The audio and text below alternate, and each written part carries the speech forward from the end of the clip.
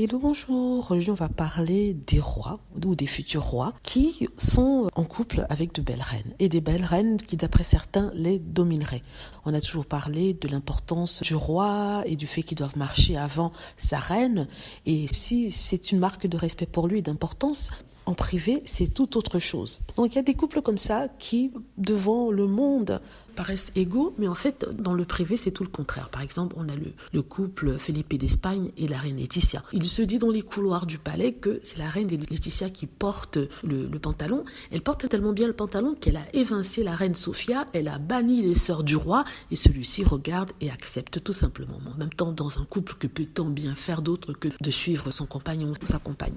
Le deuxième couple dans lequel la femme domine, c'est celui des princes du Luxembourg.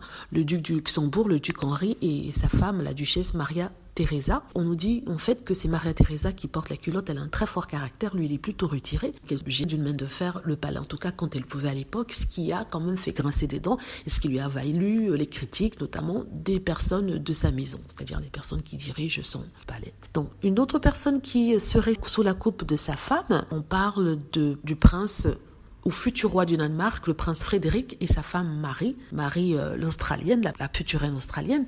Lui, on dit que c'est elle qui mène du main de fer la famille, les employés, c'est elle qui prend les décisions et lui ne fait que suivre. Lui, c'est quelqu'un de très retiré et c'est quelqu'un qui n'aime pas trop la confrontation, qui aime suivre sa femme, qui a un caractère fort marqué. Donc du coup, lui, c'est elle qui prend les décisions et qui donne le là, comme on dit. Le troisième couple dans lequel la femme domine complètement, il s'agit de William et de Kate Middleton. Oui, on a l'impression que Kate Middleton, c'est quelqu'un de timide. Elle est bien timide face au public, ça c'est sûr. Elle fait tout très bien pour ne pas être critiquée. Mais en privé, malgré les rages du prince William, parce qu'on dit que c'est quelqu'un qui hurle, mais c'est elle qui finit par avoir raison. Donc elle a décidé que ses enfants se rapprochent des Middleton et pas des Windsor. Et c'est ce qui se passe. D'ailleurs, Charles s'en était plaint.